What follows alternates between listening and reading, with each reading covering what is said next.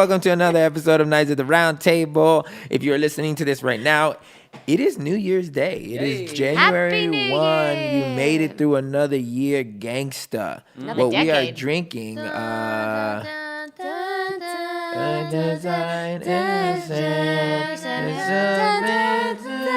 I love that song by Drake. I love that. I love that. Aubrey, yeah. We're drinking a fake rosé from Welch's Grape. It's New Year's Day. We're trying to calm down, you know? Yeah, we're trying to turn down for a second. So cheers to everyone 3, 2, who 1. made it. Happy New Year. New Year, new me. That's good. Ooh, that is sweet. That's good. Oh, I didn't like that at all. That's the kind of drink. Yeah, I didn't like that at all. No, it was... I just got a little burst of energy. Yeah, I'm about to run around the room. That sugar hit. I'm so glad that we made it, you know, out here in these streets just running wild, and we made it, you know. Grateful. Grateful Manny, that all y'all dodged bullets to get here. Hey, man, we're going to do some icebreakers of what happened this past decade. Look, because we're about to be at the end of a decade. That's so special. We are. No, we are. We made it, remember? Remember how you were telling the people that we made it? Because it's New Year's Day? Yes. It's almost like you were trying to convince them that we weren't actually still in. We are totally making we're it in past 2020. this decade. We're in 2020. We did it. The official start of the next decade. My goodness. Some things that happened the last decade. Last time. The first iPad came out in 2010. Dang. Whoa. Steve Jobs. Gaga wore her meat dress She did. Iconic. at the VMAs. I still don't know how I feel about it. Stinky. Was it real meat? Do we know if it was real meat? Yes. It was real meat, huh? I don't know. I just guessed. No. You've been I to was the confident. carnicerías. No. Wearing a They dress smell. made entirely of raw beef. And it's in a museum now. And So Oh my God. It is in the Rock and Roll Hall of On Fame. ice. Rock and Roll Hall of Be Fame. real. I don't know if you guys remember Rebecca Black, but that song Friday. Friday, gotta get down on Friday. Oh my God, y'all actually, I did not know this song. To the weekend. 100 million plus views this girl got from this. Yo. Yeah. From a song that was I just vaguely bad. remember that. I vaguely remember that. Well, people watched it because it was so bad, and people kept sharing it. Like, you Yeah. gotta watch this video. It's so bad. And Joke's on them. She's Yeah. like, she kept going. Yeah, I don't know if she's Wednesday, done anything since Tuesday. then. What else? Monday. What else? The royal wedding happened. Aw. Prince William married Catherine Middleton. That's interesting. In 2011, everybody was planking. Oh, yeah. everyone's Oh, yeah. planking. I I never got planked. a picture of mine. Did you? Yeah. I got one, too. I'm gonna I'm have to get playing that. some cool places around the world. I've never planked. 2011. Just do it we right said- now on the table. No, new decade. We said bye to Harry Potter in 2011. I don't know if y'all remember Lynn Sanity for the basketball world. Oh, yeah. Crazy Asian that took over the Knicks. That was amazing.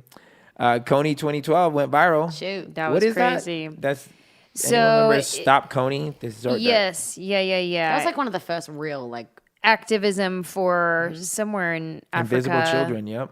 And I remember when that guy lost it and he was like filmed on the corner naked, like having a breakdown. The Coney guy. Yeah. Oh, Not man. Coney. Coney was the evil guy, the guy who Okay. started the organization and to stop Coney 2012. Got you. Wow, that's crazy. Mm-hmm. Let's see. Gangnam Style became the most watched video ever. Whoop'em Gangnam Style. Is that it? Yeah, that's pretty close. Every, Up on Gangnam Style. every little kid was just doing it. Every major sports game you went to. Oh, he was Gangnam massive. Style. He was massive. Okay, the Harlem Shake went viral in 2013. The new Harlem Shake. Yeah, the new Harlem Shake, not the shoulders, but not the original. Not Everyone was doing everyone was remix. doing The the Ziggy weird, with it? the weird things. No, I like, like where it, it'd be though. like, I'm with it. I forgot how it goes, but anyways, once the beat drops, it's like the scene changes and everyone's just doing crazy stuff. Yeah. Like your It was normal. Or you were not- Frozen, right? Were you Frozen on just normal? No. No, That you're was just the normal. other challenge. God, the that was the so Black many Beatles challenges. Black challenge. Beetle Gosh. challenge. That also happened this past Ray decade, which was Shrimmer big. happened. So many The challenges. where Ice did bucket what challenge. does the fox say became a YouTube sensation What does the fuck say? in 2013, which is interesting. In 2014, an airplane disappeared over Malaysia. The Malaysian airplane. That thing had me stumped. I don't think until in July of this year, the Atlantic gave us the clearest story to date. What happened? The plane was likely intentionally crashed by the pilot. That's interesting. I didn't know Oh, that. that's sad. That's what it says. I could not. 2014, everyone was doing the ice bucket challenge. Everyone. yeah. We did that. We Yep. were back in the condo at that point because I remember. I did it with money. You did not. I did. Was this in your Cancun days? Yeah, this I is knew when it. I had a bunch of cash on me. 2015, be the internet had 100 heated over the millionaire? debate over the color of that dress. Purple, gold. Yeah, black and It was blue, blue. purple. It's black The and crap looks blue. I don't know what It the was debate gold. was. No, it was gold. No, blue it and wasn't gold. even close to being gold. Okay, well, we can't get into this right now. It's a new decade. 2015, Apple released the racially diverse emojis. Finally. Oh, that was 2015? Finally, I had the prayer hands in my own color. they're not prayer hands, they're high I know fives. they're high fives, right? No, actually they're always use those going to as be a high five? No, they're always No going to one. be prayer hands. The prayer hands is what I use them for, and that's what they are. 2015, fives. same-sex marriage became legal in the U.S. Yeah. 2016, Leo finally won an Oscar. Yes, he About did. time, because that dude should have won it a long time ago. He had to get ripped apart by a bear, didn't he? 2016, yeah. 2016, the world went crazy over Pokemon Go. Remember people died playing that? People Yeah. died playing that. Okay, I downloaded that, but I deleted it I as never soon as played it. as soon as they started like invading all your privacy because you Yeah. like sign your rights over. Oh shoot. They Oh had no, ac- I they was had- low key addicted for sure with that. That's a Were you privacy. really? That very Yeah, much so because surprised I me. wasn't like I used to no, because when I was like 10 years ago, I would like loved Nintendo Pokemon. So when it came back, I was like no, I'm not doing it. No. And then my little nerd girl came out, and I was like, Pikachu. It says that it's still a very popular game. Yeah. Yeah, The no. fans still love It's it. booming. So is Angry Birds, but no one's on it. October 2016, the Vine app shut down.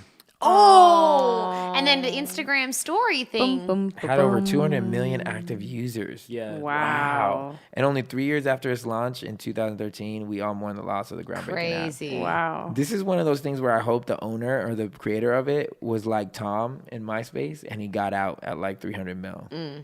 I don't think it says this, so Poor guy. guy probably didn't get out with whatever, Bum, but bum, bum, bum. damn, that was so big. Try TikTok. 2017, millions attended the Women's March. I remember Oh, that. wow. Come on. Yeah. Come through. Yep. Everyone was playing with fidget spinners.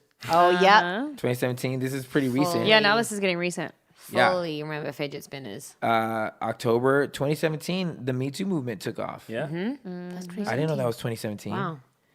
2018, there was a false missile warning in Hawaii. I remember that. I missed that one. That was crazy. No, I remember that. Really? Read That was What is scary. that? What does the warning say on that phone? It said ballistic missile threat inbound to Hawaii. Seek immediate shelter. This is not a drill. joke. Yeah. That actually happened? Yes. Oh my gosh. Well, we don't live in Hawaii, so we wouldn't have gotten that, right? No, but it was like No. all over the internet. Like didn't if you know. opened up Twitter. One of my friends, Yaz, like just reposted it the other day and was like, "You remember this, guys?" I was like, "That's my we shouldn't bring that up God. again." 2018, another royal wedding. Now it was. That was our princess. Yeah, that was Mrs. Markle. Man, good job, Prince Harry. Oh, October 2018, Banksy self-painting. Oh. His painting self-destructed. The shredding. Dude, that Sold was for 1.4 million. That was so great. that was baller. I loved that. Oh my god. He's crazy. 2019, the most diverse class of lawmakers in history was sworn into Congress. That's pretty dope. Yeah. And 2020, Knights at the Round Table podcast started. Yeah. There that it Is is. that 2020? No, it was 2019. 2019. Our podcast started.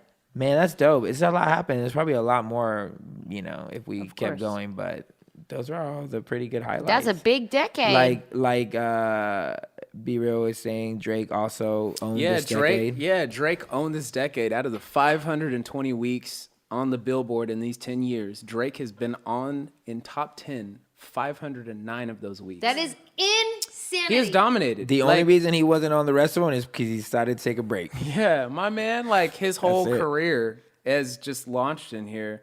And I mean, arguably, because like, again, he had to start 2009. And I remember listening, his mixtape dropped, Successful came out, Best I Ever Had, which was just so huge, And then 2010 happens. And my favorite rap artist, Kanye West, comes out with the best rap album of this decade, My Beautiful Dark Twisted Fantasy, which was created in Hawaii. He flew in all the best producers from around the world and locked himself up in a ton of these studios, and everyone just came in, did their part, and they created a masterpiece. Man, that's crazy. So I'm a Drake fan, so big ups to Drake on the last decade.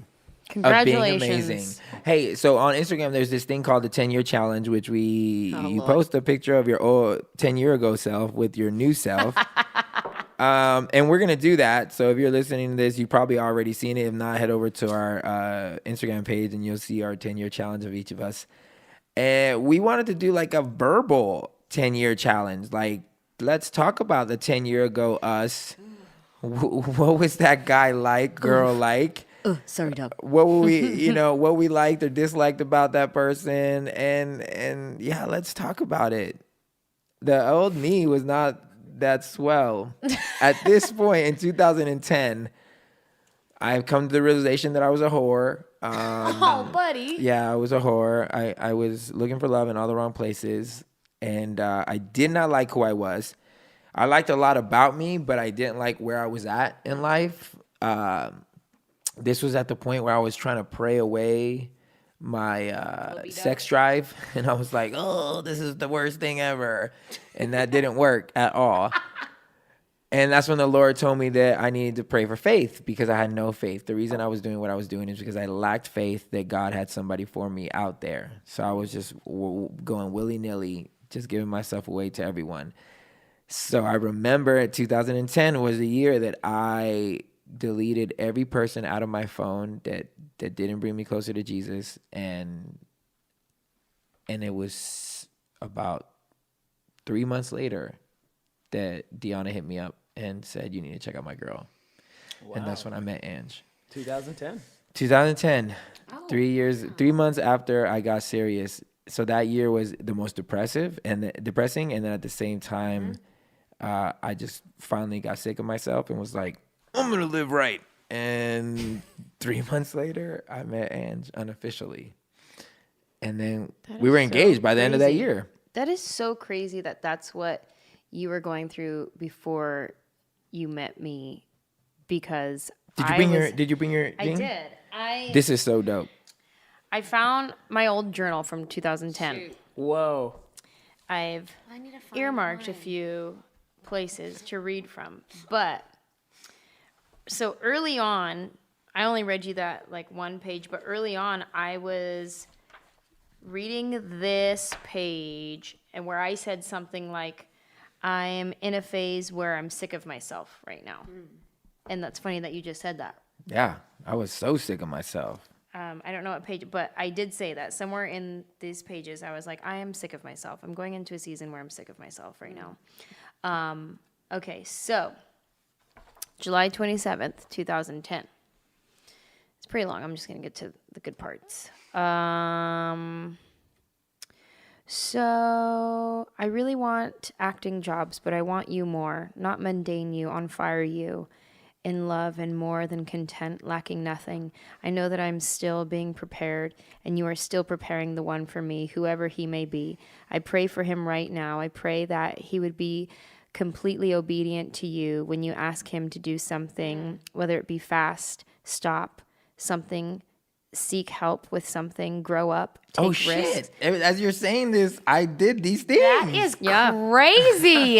Take risks, help him with all of these things, bless his family right now. Wow. I pray for my in-laws right now. I pray that you would help them in whatever they need help in, prepare them to let go of their son, prepare them for me.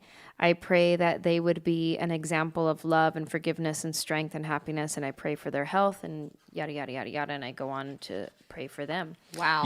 Okay. Chronologically, time-wise, this was around the exact same time where I started deleting everybody's name out of my phone. Isn't that nuts? Because we were official in October.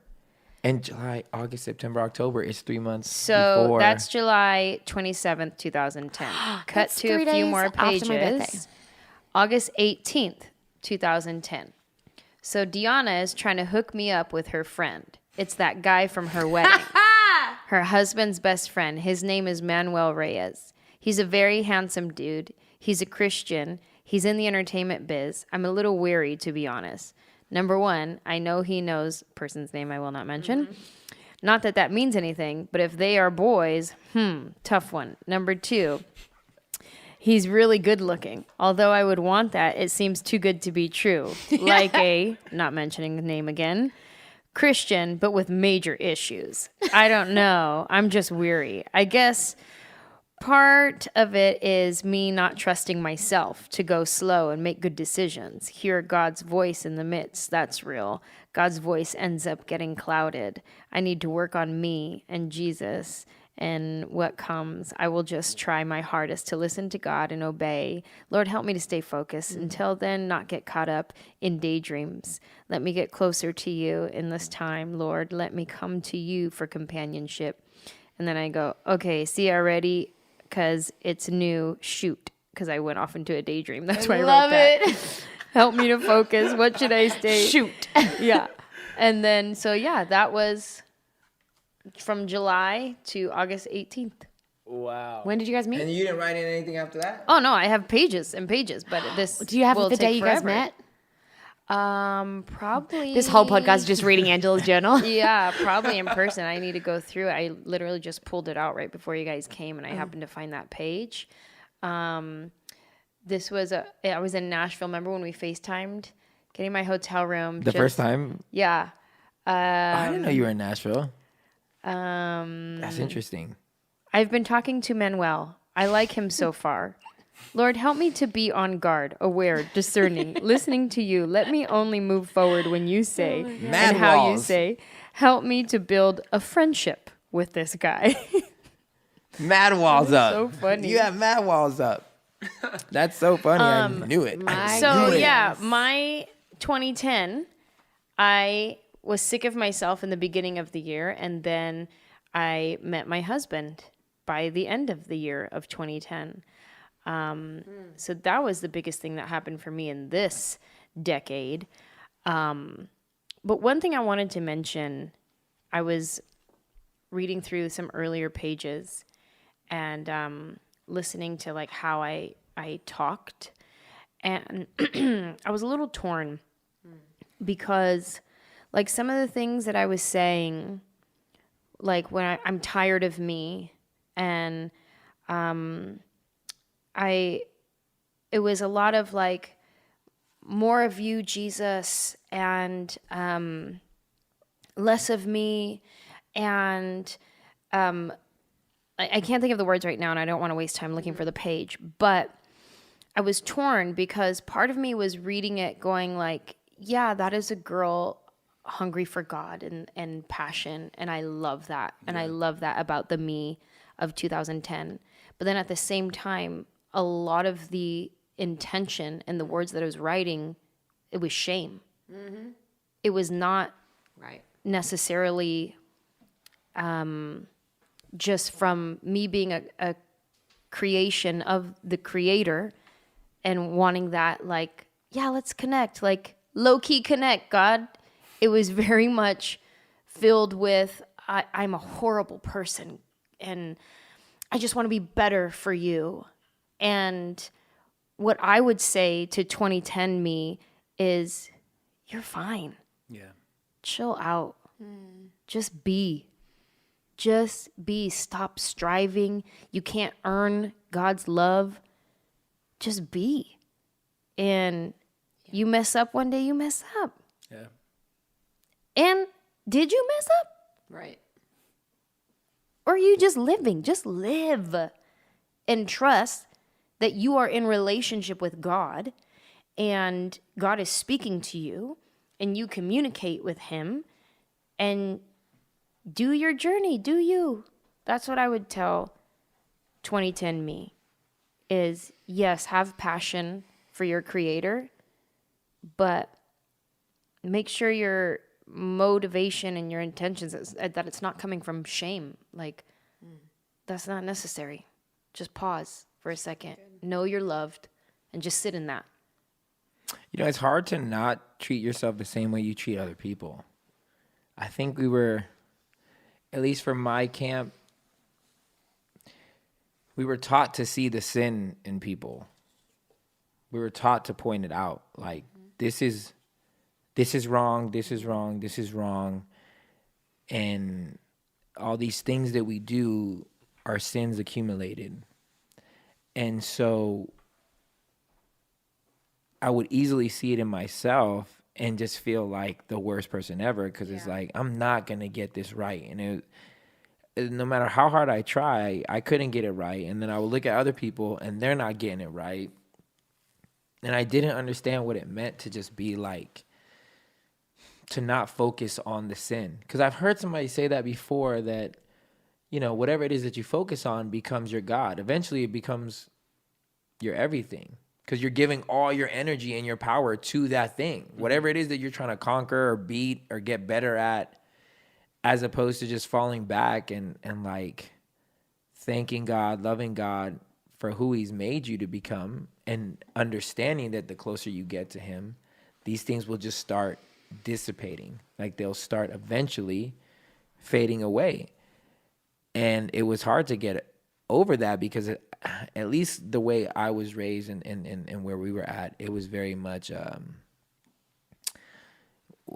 it was like this almost militant thing against sinners and sin. Yeah. So it was easy to be righteous when picking other people's sins out. Very hard to do the same thing to myself. So shame just automatically came with that, because I had zero understanding of who I was in God. Zero. I just knew what I shouldn't be doing. Right. And that ain't like a relationship with God. That's like, I'm scared of my parents. I don't want them to find out I did this. That doesn't mean that I'm close to my parents. It just means that I'm scared of what they'll do if they find out I'm a crappy son. Right. Which that was 2010 for me.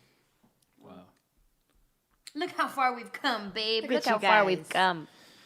Dang. What about you guys? 2010 you. B. All right, cool. Pass it off to me. All right, 2010, I'm coming off my freshman year in college. And we had just won a conference championship, which was one of the highlights of my life. You have thousands of people rushing the floor. We go up on the ladder. We cut a piece of the net. Everyone's cheering. Like, it's crazy. So that summer, it's like I'm experiencing a basketball high. And at the same time, too, I'm like, I'm afraid to let myself make mistakes. All for fear of like wanting to be like the perfect Christian. I'm coming off like one of the most radical years of my life. I had made the Nazarite vow before God, you know, and was like, What's the Nazarite vow? Well, it's like, okay, it's kind of pick or choose. Okay. But it's based out of number 6, and it's a group of these guys who dedicated a time in their life, a season, or some of them for their entire life, this season towards God. And there were certain rules that they followed. One was they don't drink any alcohol.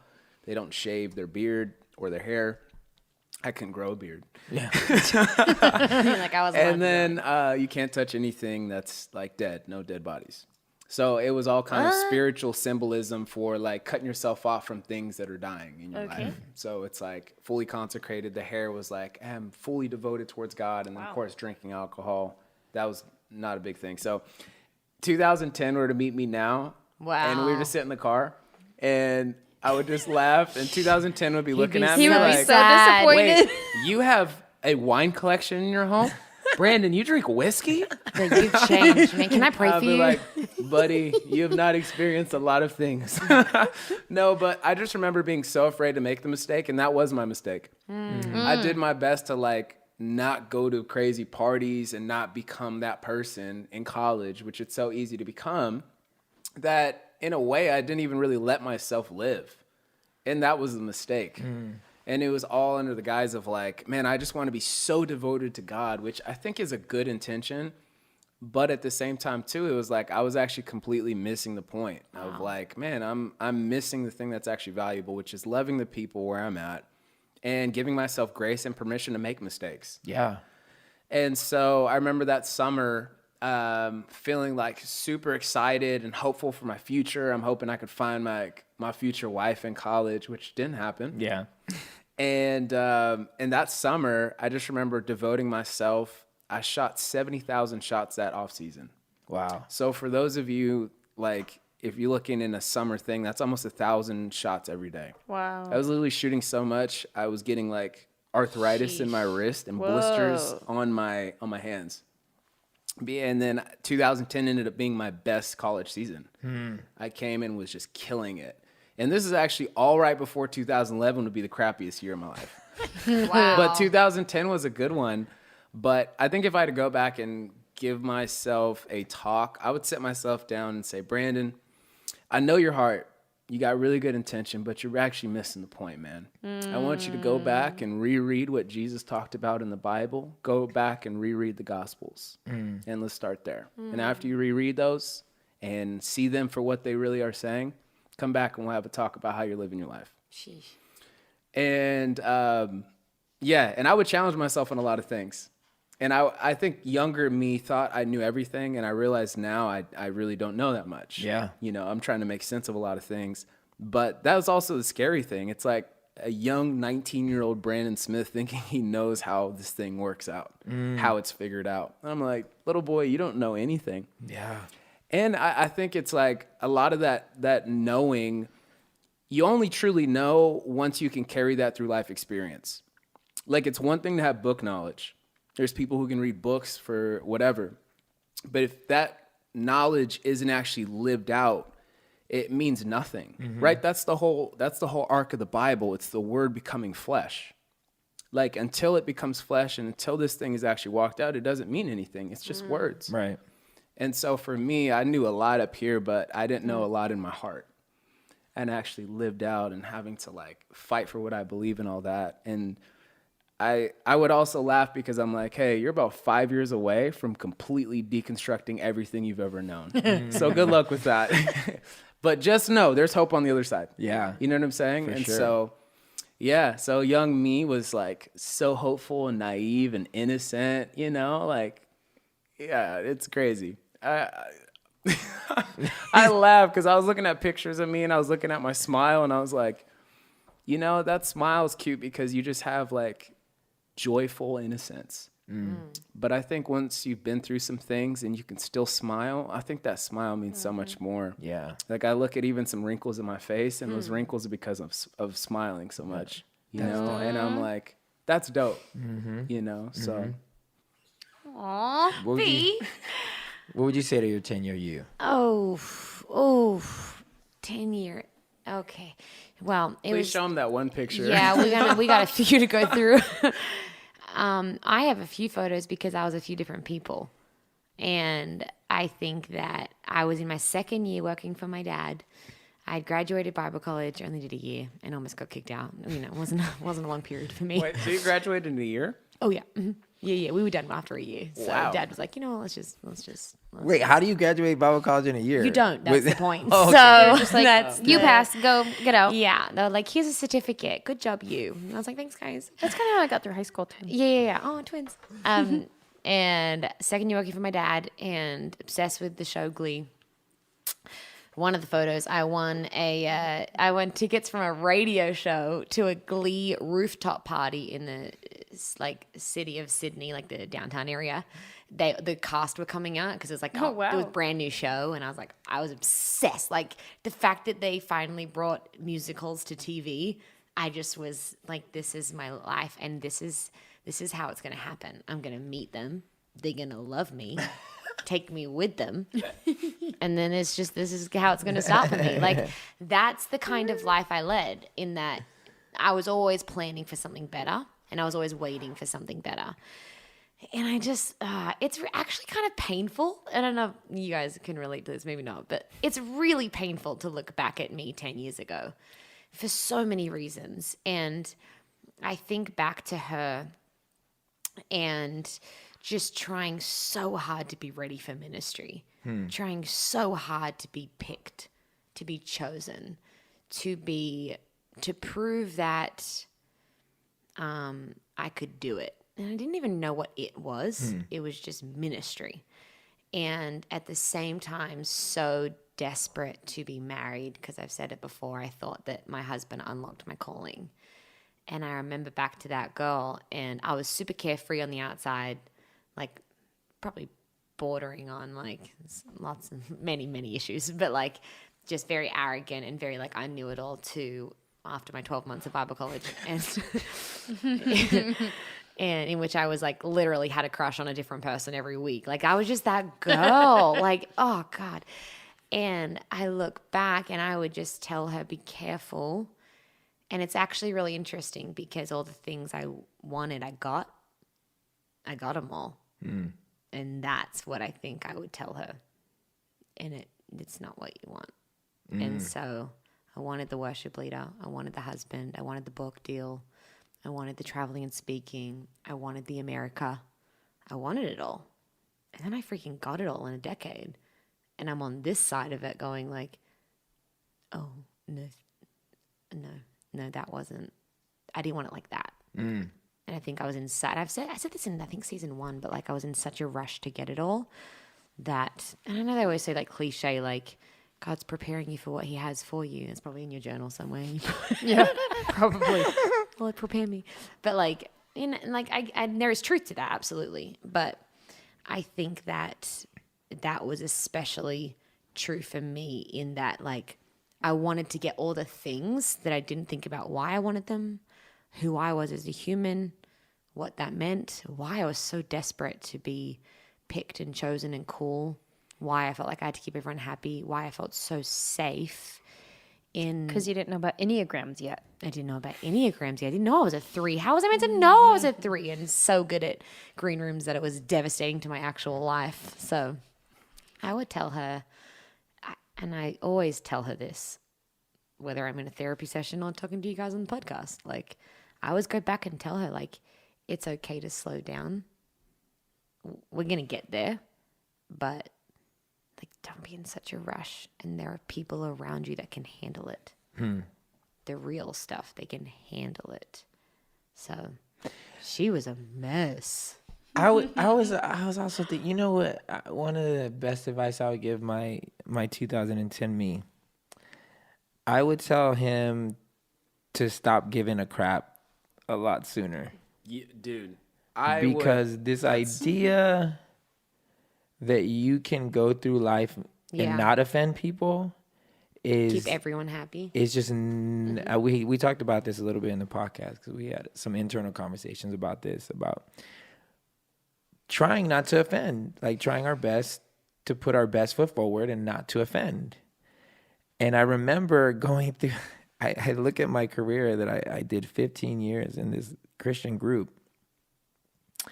And when I say I tried so hard to be the right guy, the epitome of the Christian, and I said the right things, and I changed the way I looked, I just changed it all, the way I talked. I was very adamant about making sure that everybody knew I love Jesus. Because I come from this rough background where I'm this ex-thug, trying to be a gangbanger, trying to be all these things. And then they had to fit me into this Christian industry. So I had to lose a lot of myself and become this thing. And I have never received more hate than when I remember they would ask me, are you excited about releasing these records? And I would always answer them. I was like, no. And the interviewers would never understand why. And they'd be like, why? Are you afraid? What are you afraid of? And I'm like, I'm afraid of Christians. I'm afraid of Christians. That's what I'm afraid of. I'm not afraid of the world. I'm not afraid of anybody else. I'm afraid of Christians. Because they're going to do their best to let me know where I've fallen short. And they never let me down. They never let me down. They were always there to let me know exactly how far away I was from Jesus. And it wasn't until I got out of the industry, I realized, man, I really should have stopped caring a long time ago. I even heard T.D. Jakes said the same thing. He said he would stop caring a long time ago, realizing that you cannot, if you are trying to live a life of any type of authenticity, you will offend somebody. No matter what, in your purest attempts, you think this is so pure. This post is so pure.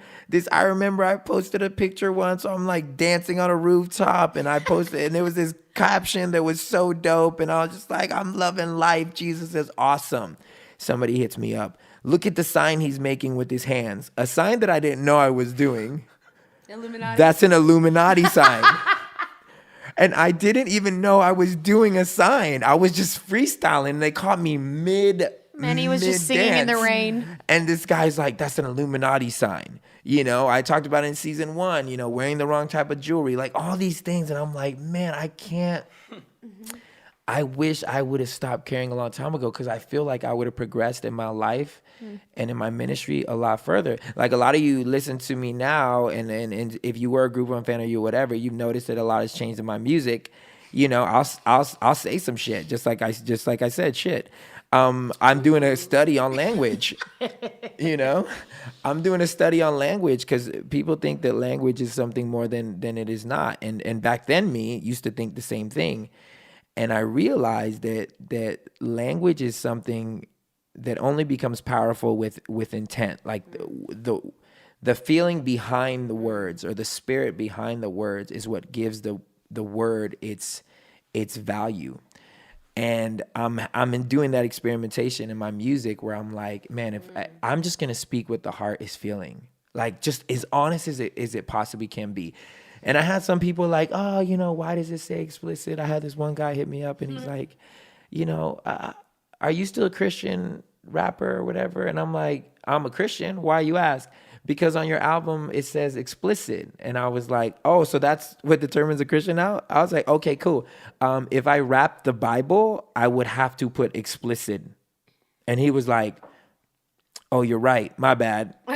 I'm like, yeah, bruh, you're bad. The Bible is one of the most NC-17 pornographic type books. Like, if you read it out loud, and if you read the stories, like, this was real stuff, real life happening. I don't even think I would audition for a role.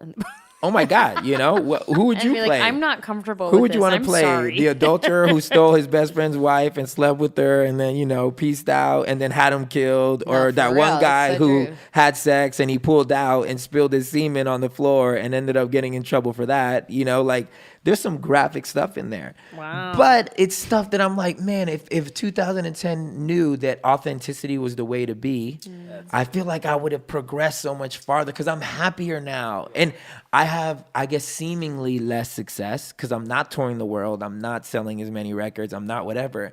But I am happy now, because I'm like, if you mess with me, if you with me, you with me because of me. Yeah. You're not with me because of this idea of who I am. Right. So I don't know. That's so I good. think I would also like tell myself like to be present now and not to think other people have it better. Because I did have this idea. I think people do. I lived in Australia at the time, obviously, and I'd look at the LA life because it was everywhere, obviously. iPads were out by that stage. You know what I mean? It was wild. And MySpace was well and truly doing its thing. And I don't know. But I would look at Hollywood. I would look at High School Musical. Yes. No, but I would look at E! News and all this stuff. And to me, it was the goal. And I think it's so funny now to look at that and be like, on this side of the decade, it's more like find your people, not find your profile. Like, I know that's like alliteration, but like finding your people, I never valued that. Right. I was always finding my next connection. And I think that is something in church world, in real world, like, I think that has been one of my biggest things over the last decade is like not finding my next connection, finding like my people, because connections don't hold you when you go through a divorce. Like they don't. Connections fall away really quickly. Say it.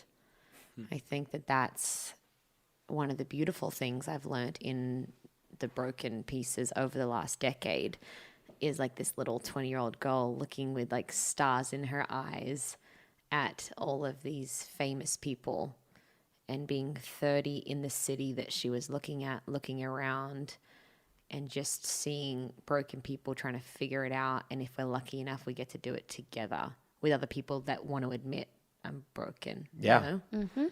I think it's amazing what a decade can teach you. Oh my gosh. Yeah. You know, I think the other thing too that I would tell younger me is that I was so afraid of missing it.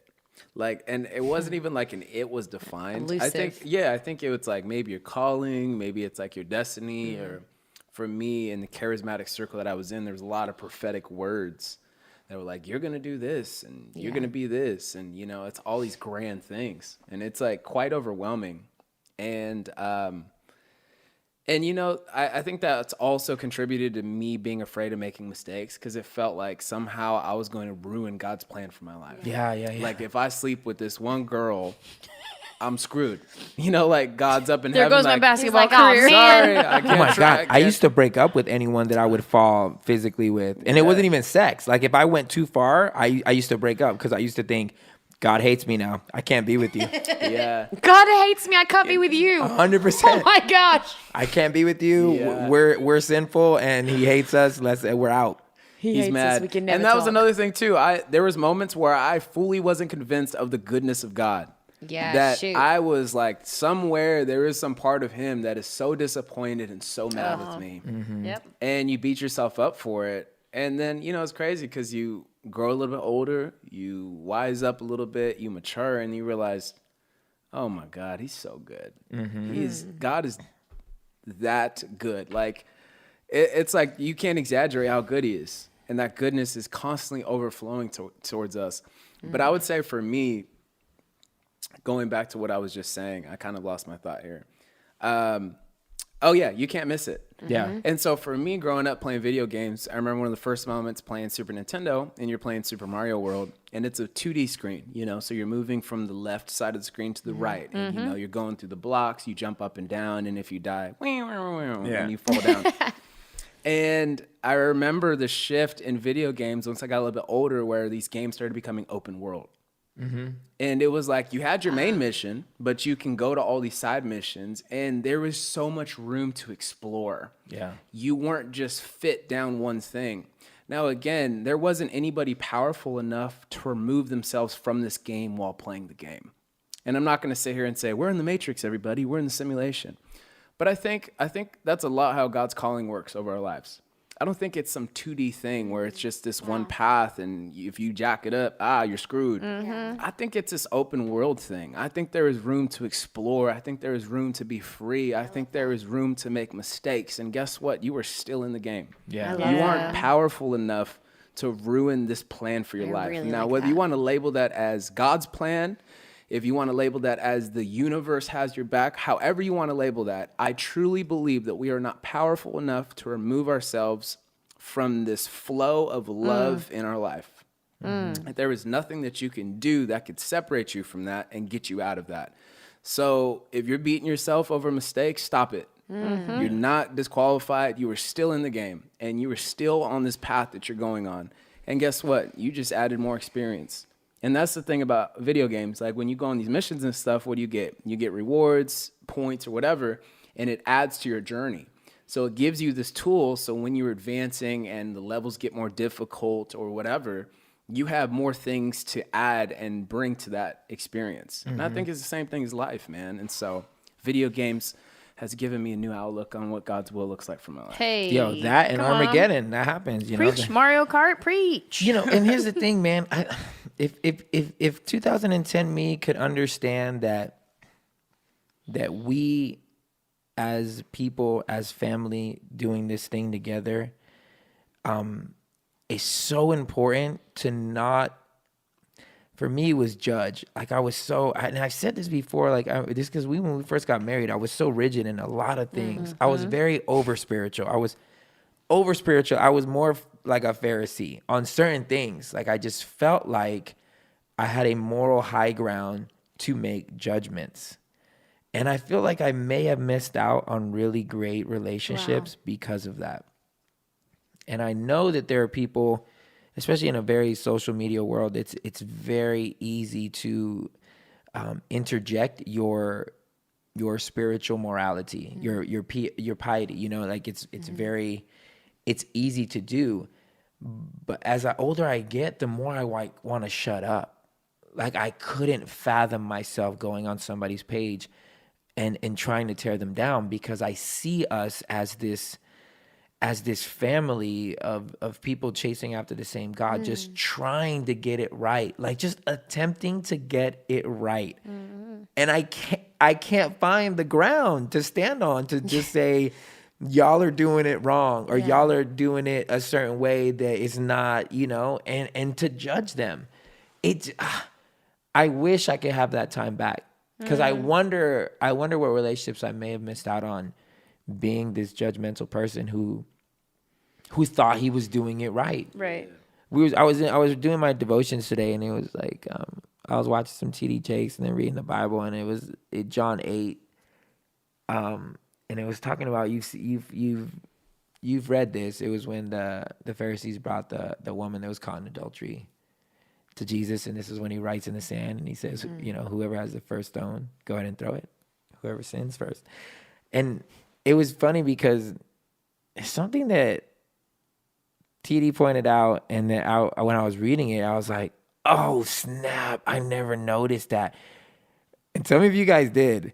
It says that the teachers of the law and Pharisees brought in a woman caught in adultery. They made her stand before the group and said to Jesus, "Teacher, this woman was caught in the act of adultery. In the law, Moses commanded us to stone such women. What do you say?" They're using this question as a trap in order to have a basis for accusing him.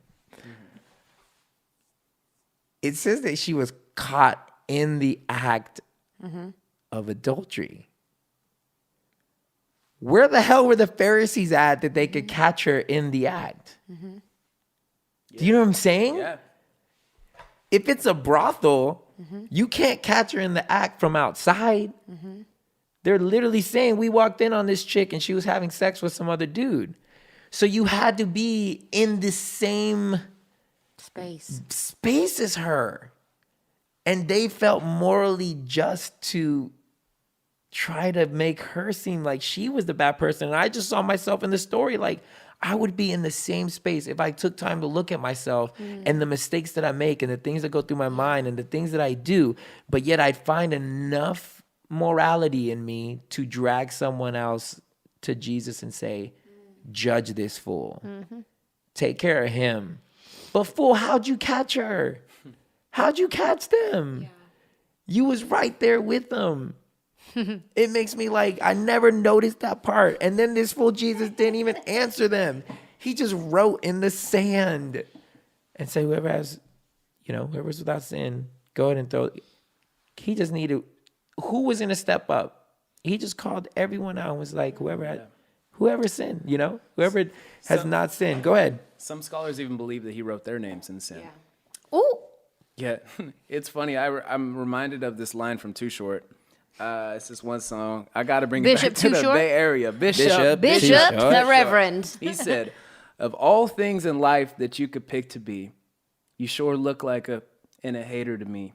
Hey. And I just think, man, of all the things that you could be in life, you are choosing to be a hater. Wow. Yeah. You got so many options in life, but we love to hate, Got options. Amen. Oh, copy paste. I'm gonna copy paste that in my timeline. I'm glad that God delivered from that thing, but I hope. Look, That's if you're crazy. listening to this and you're that person, we don't want you to feel like we are mad at you, because there are some people that definitely ring out on the gram and let it be known how they feel, but hopefully you can see that it pays a lot more to just love one another. Because the more you deposit grace, the more you'll be able to withdraw it when it comes down to it. That's a good investment right there. I think that's my mentality now. It's like, I refuse to judge, refuse to be whatever. I just refuse, because I know someday I'm going to need the grace that I want to extend to people. And it's not that I'm afraid. Like, I don't think, like, I know, Christian soldiers are going to be like, yeah, but you got to call it out. Spirit fingers. You got to call it out when you see it. I'm like, but do you? Like, do you? He had the clenched fist. Do you have to do that?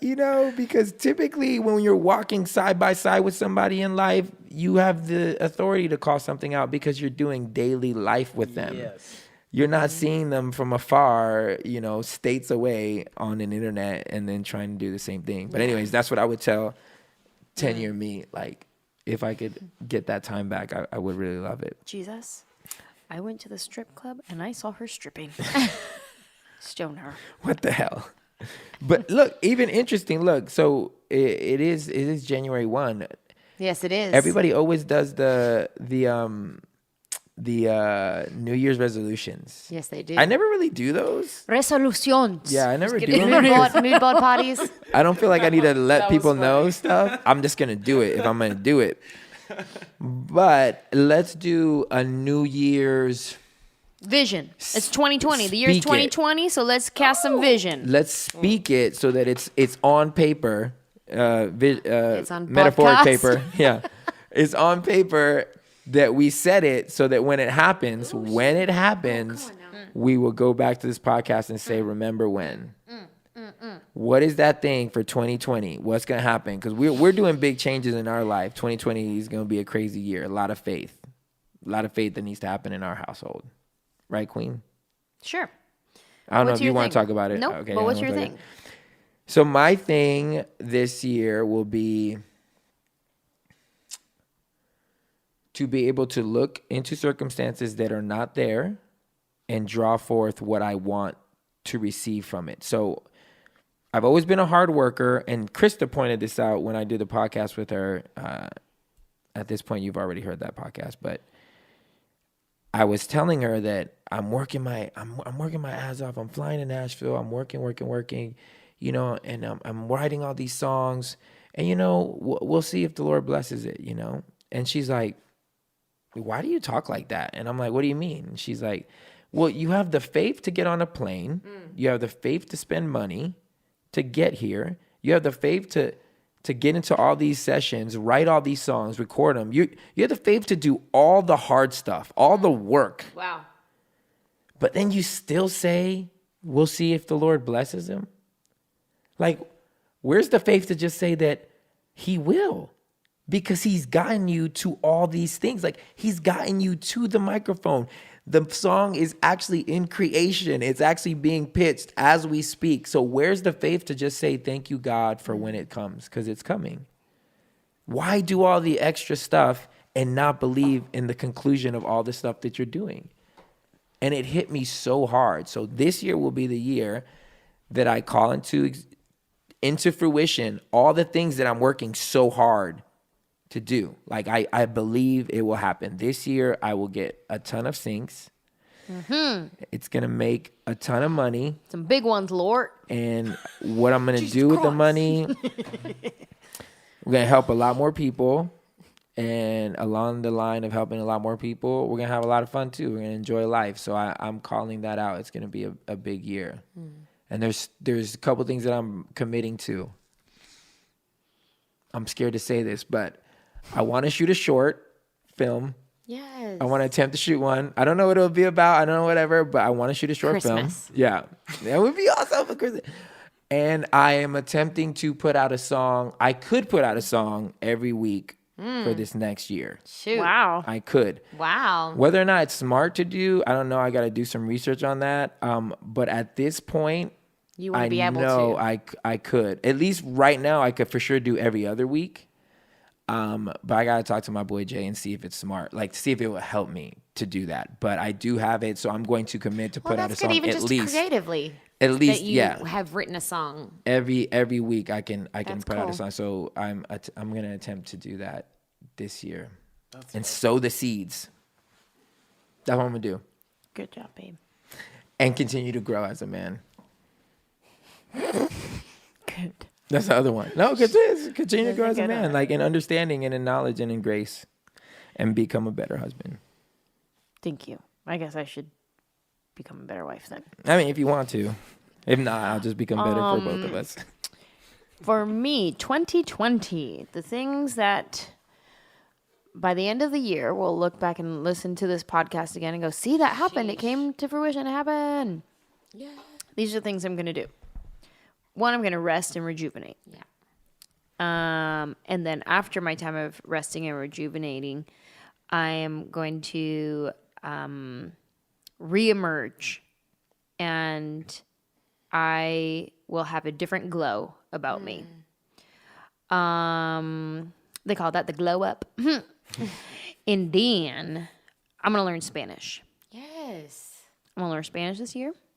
And that will definitely be something that you'll be tangibly be able to see and hear by the end of the year. And I'm gonna leave it at those for right now. Yeah? Yeah. You don't want to put yourself on the hook for too much. No, I don't know what I want to share yet. Yeah, okay. I'm with you.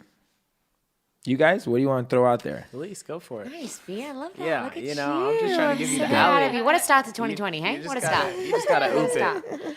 I kind of sitting here like thinking about it, and I feel like mine are weird ones, but maybe that's how you're meant to feel when you like throw things out there. Mm-hmm. Yeah.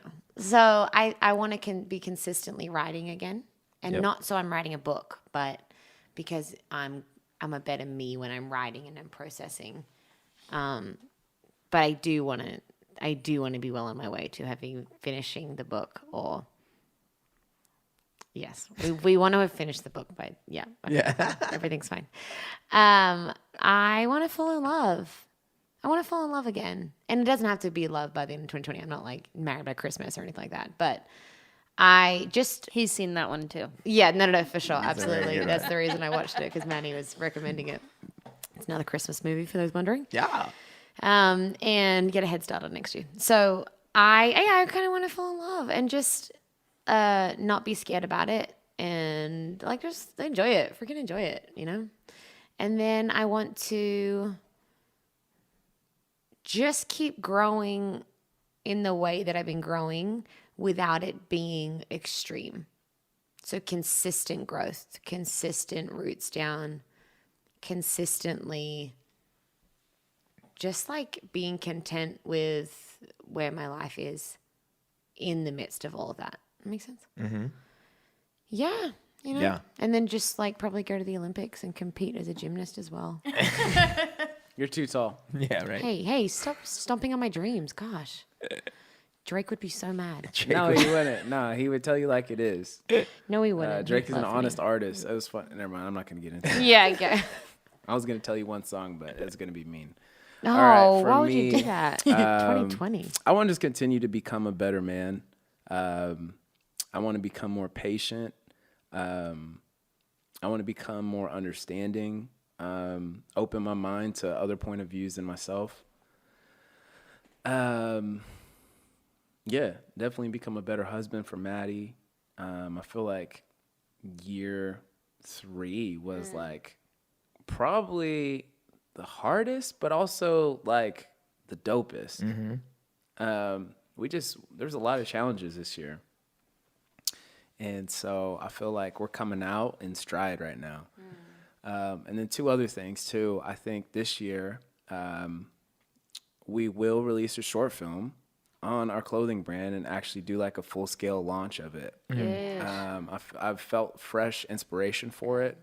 And it was crazy. One of the things that really inspired me was this Virgil Abloh. He's the creative men's director for Louis Vuitton and also the founder of Off-White, pretty well-known brand. And they asked him, they said, "How did you get this job?" And he said, "I dreamt of it into existence."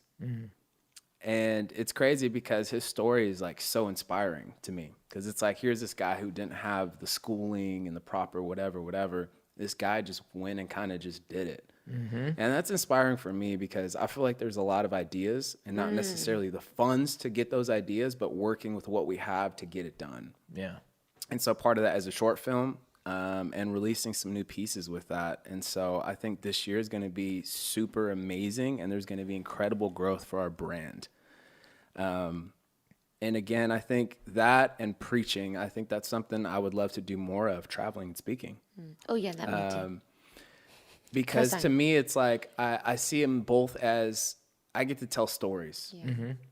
And whether it's through the means of how a fabric is cut and the message that's on that, or me actually speaking into a microphone and encouraging people through stories, I feel like more than I'm a designer or a preacher, I'm a storyteller. And so those are 2 things that I really love to do. And this year, I think is going to be big for both of those. Yeah. You know, like I just have a feeling I'm just like, oh, it's going to open up for me. Hey. You know, I just feel like these last couple of years actually have been almost in a way preparing me for this next year, because I feel like my roots have just been going down, and it's just felt like foundational years. And it's like, oh, I look over at God and I'm like, yo, it's time to fly now. Let's do this, you know? Yeah. And then the last thing too is go on some really cool trips this year. Oh yeah, we're doing that. Yeah, I want to spend less money on clothes and shoes and more on experiences this year. So that's something that I am committing to do. That's cool. And we're gonna vlog it. And we're gonna vlog it. It's gonna be dope. Yeah. One thing I did forget to throw out there. This podcast, so many dreams going through my mind for it. Yep. You've probably heard me say it before, but I want to tour this podcast. The only way to tour this podcast is obviously with your guys' help. You guys actually coming on board. The more you share, the more listeners we get, the bigger the fan base grows, the more plausible it becomes. And there's a lot of things that I'm kicking around in my mind from, searching out advertisers, starting a Patreon system to where, and this is just, off the top of what I've been thinking, an actual community of people that believe in the podcast. And if you've never heard of Patreon, it's just basically a monthly type giving thing, and to where you support the podcast, and then the podcast can actually do more stuff. And so touring the podcast is one of the biggest goals of mine. I don't know how, I don't know when it can happen. I am committing to this. This is what I want to commit to. In 2020, we will do at least one. Well, we're already doing one live event at Be Real's school, right? Church. But beyond that, an event that we put together, I'm claiming that this year we'll have at least one. Yeah. At least one, at least one live event to see it come to life, and what I see in my mind of what it could be.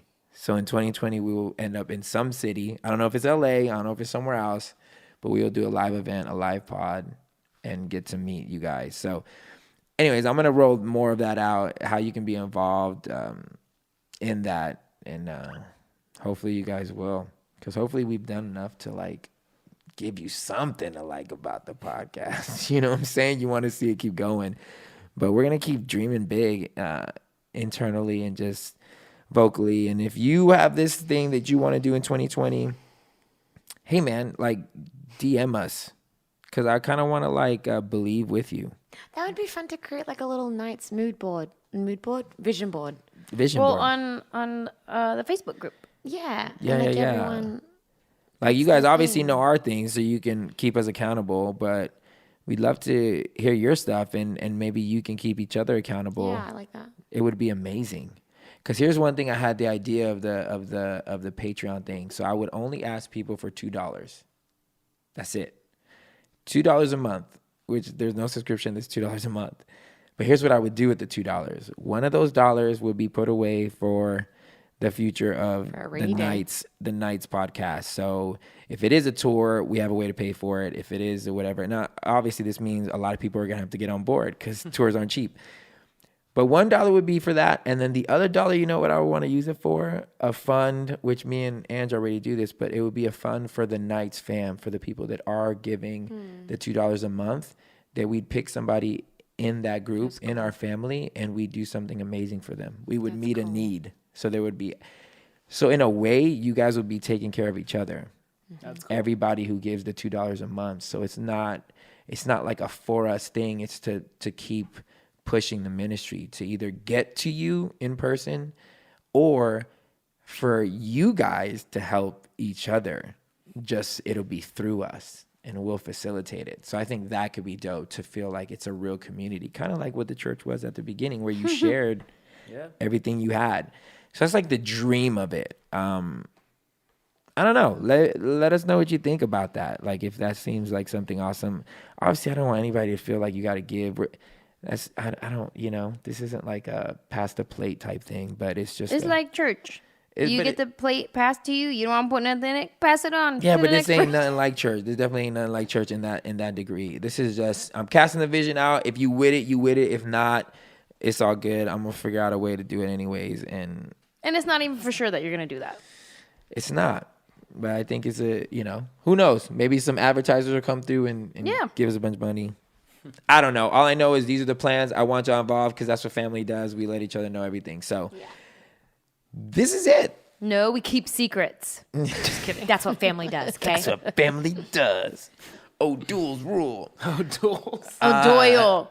Is it O'Doyle's? O'Doyle's is non-alcohol beer. O'Doyle's does rule then. Who's O'Doyle though, babe? O'Doyle? Yeah, what's that? Martinelli's rules. Oh yeah. Isn't it from a movie? It's O'Doyle. Adam Sandler. Yeah. Isn't it Sandler? No. No, it's Adam. It's O'Doyle. the Bully family. O'Doyle rules.